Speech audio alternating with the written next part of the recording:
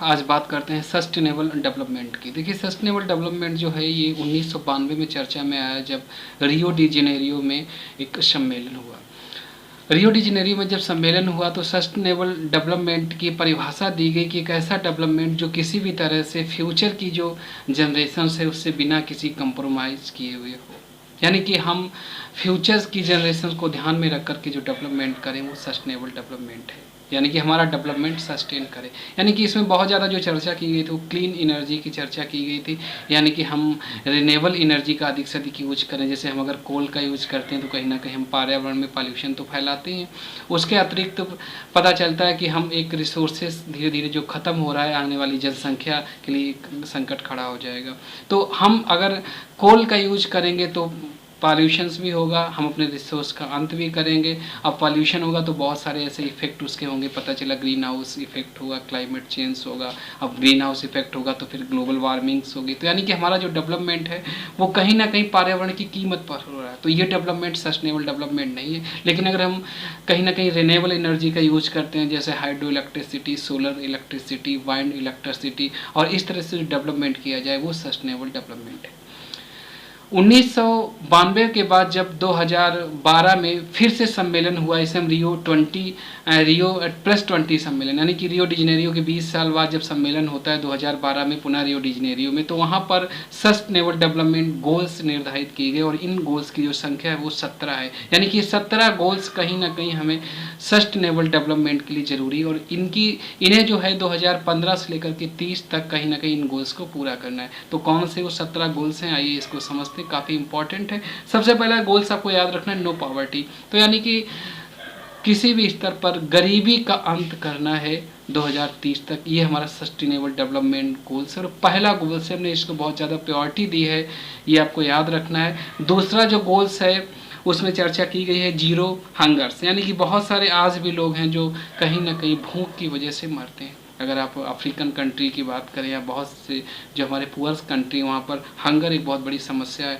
अगर हंगर समस्या नहीं तो कहीं ना कहीं प्रॉपर न्यूट्रिशन की एक बहुत बड़ी प्रॉब्लम्स है। तो हंगर को हमें बिल्कुल जीरो करना है 2030 तक, ये हमारा दूसरा सस्टेनेबल डेवलपमेंट गोल है। तीसरा जो गोल है वो गुड हेल्थ एंड वेलबींग्स, यानी कि हमें अपनी स्वास्थ्य पर ध्यान देना है और वेलबींग्स की चर्चा करनी। तो याद रखिएगा कि देखिए आज जिस तरह से कितनी बड़ी समस्या है, ये कोरोना वायरस के बाद ऐसा लग रहा है कि जो हेल्थ वर्कर्स हैं, जो डॉक्टर्स हैं, वो कहीं ना कहीं किसी राष्ट्र की सेना है।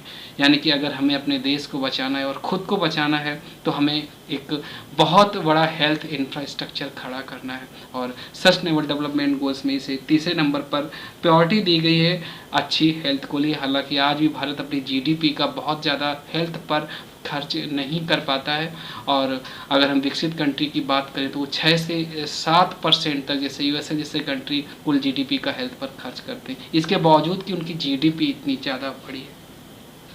चौथा जो हमने गोल्स डिसाइड किया है वो है क्वालिटी एजुकेशन। सॉरी, ये गोल्स हमने डिसाइड नहीं किए, सस्टेनेबल डेवलपमेंट गोल्स हैं, है ना, जो कि कहीं ना कहीं यूनाइटेड डेवलपमेंट प्रोग्राम के बाद डिसाइड हुए हैं।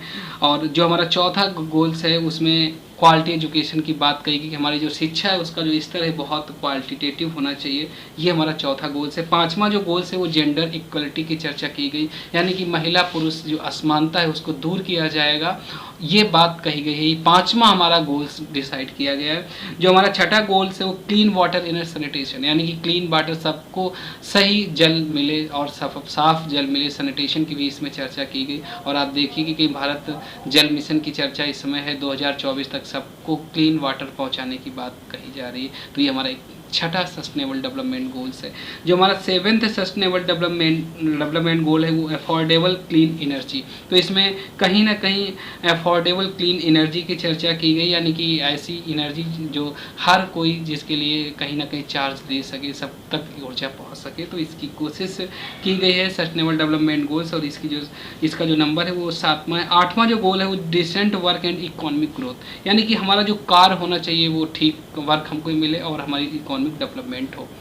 क्योंकि कई बार कार की क्वालिटी बहुत गिरी होती, पता चला हम काम बहुत करते लेकिन हमें पैसा नहीं मिलता, काम की क्वालिटी इतनी गिरी होती। तो क्वालिटी ऑफ वर्क अगर आप सुधारेंगे तो जाहिर सी बात इकोनॉमिक डेवलपमेंट होगा। तो ये हमारा जो गोल्स डिसाइड किया गया सस्टेनेबल डेवलपमेंट गोल्स।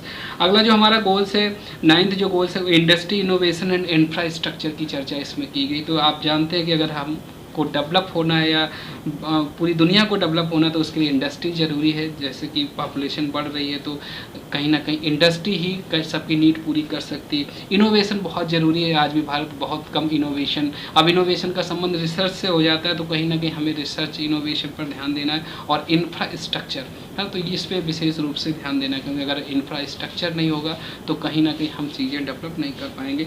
9th जो गोल है वो हमारा रिड्यूस्ड इनइक्वलिटीज़। तो किसी भी तरह की हमको असमानता को क्या करना है, रिड्यूस करना है। जैसे कि आज 4-5% ही ऐसे लोग हैं जो कहीं ना कहीं नेशनल वेल्थ की सबसे ज़्यादा पावर उनके पास है, यानी कि जो हमारा कुल आय है 4-5% लोगों के पास है अधिक, और 80-85% लोग ऐसे हैं जो बहुत कम आय से अपना जीवन यापन करते हैं। तो कहीं ना कहीं जो ये आय की असमानता ये बहुत बड़ा संकट है और इसे दूर किया जाना चाहिए, रिड्यूस करना है इनइक्वलिटीज़ हमारे 10वें गोल्स में। और 11वां जो गोल्स है वो सस्टेनेबल सिटीज़ एंड कम्युनिटीज़ की चर्चा की गई कि हमें अपने जो शहर डेवलप करना, जो कम्युनिटीज़ डेवलप करनी है, ये सस्टेनेबल कम्युनिटीज़ होनी चाहिए।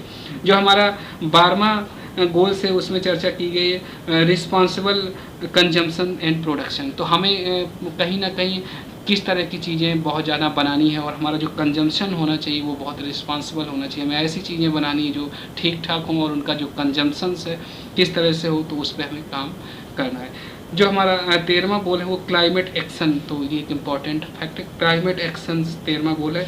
14वां जो गोल है वो लाइफ बिलो वाटर, यानी कि पानी के नीचे जो जल है उस पर हमको ध्यान देना है।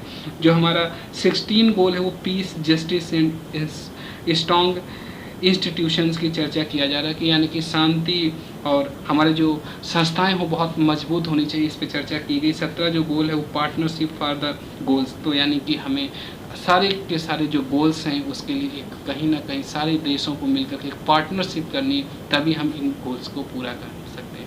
ये हमारे सस्टेनेबल डेवलपमेंट गोल्स थे, ये काफ़ी इंपॉर्टेंट हैं। अगर आप सिविल सर्विसेज की तैयारी कर रहे हो तो प्री में तो डायरेक्ट आपसे पूछा ही जा सकता है। मेंस में अगर आप इन गोल्स को कोट करके कोई आंसर लिखते हैं तो कहीं ना कहीं आपका जो उत्तर है वो बहुत ही ज़्यादा वजनदार बनता है। और अगर इंटरव्यू में भी अगर आप किसी प्रश्न का उत्तर दे रहे हैं तो कहीं ना कहीं अगर आप कोट करते हैं तो इंटरव्यूअर पर आप अपना आंसर आसानी से छोड़ सकते हैं।